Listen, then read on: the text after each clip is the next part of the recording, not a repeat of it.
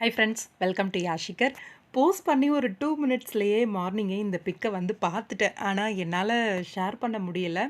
என்னென்னா ஆஃபீஸ்க்கு பரபரப்பாக கிளம்பிட்டு இருந்தேன் 8 மாதிரி. அந்த டைமில் என்னால் பேசி போஸ்ட் பண்ணுறதுக்கெலாம் டைம் இல்லாதனால சரி வந்து பேசலாம் அப்படின்ட்டு கிளம்பிட்டேன். லாஸ்ட் வீடியோவில் நான் ஷேர் பண்ண சுவாமி வந்திருப்பார் கண்டிப்பாக. ஏன்னா அவரோட ஷூட்டிங் வந்து இங்கே தமிழ் இண்டஸ்ட்ரியில் தான் போயிட்டுருக்கு. அதனால் கண்டிப்பாக வருவாங்க அப்படின்னு சொல்லியிருந்தேன். லட்சுமி பிரியா சுவாமி.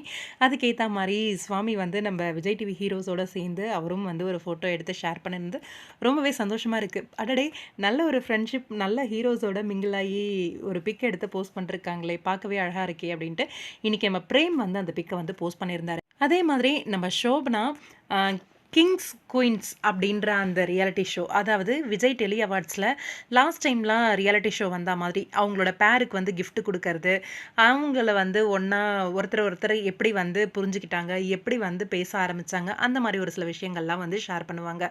அந்த வகையில் இந்த ரியாலிட்டி ஷோவும் அப்படி தான் இருக்கும் அப்படின்னு நினைக்கிறேன். கிங்ஸ் குயின்ஸ் ரொம்ப அழகாக வந்து டைட்டில் வச்சு ஹீரோ ஹீரோயின்ஸை மட்டும் கூப்பிட்டுருக்காங்க இந்த ரியாலிட்டி ஷோவுக்கு. எல்லா விஜய் டிவி ஹீரோயின்ஸ் எல்லாருமே வந்திருக்காங்க. ஒரு சிலர் வரலையோ அப்படின்னு சொல்லி வருத்தம்லாம் பட்டிருக்காங்க. அவங்க எல்லாமும் வந்திருக்காங்க.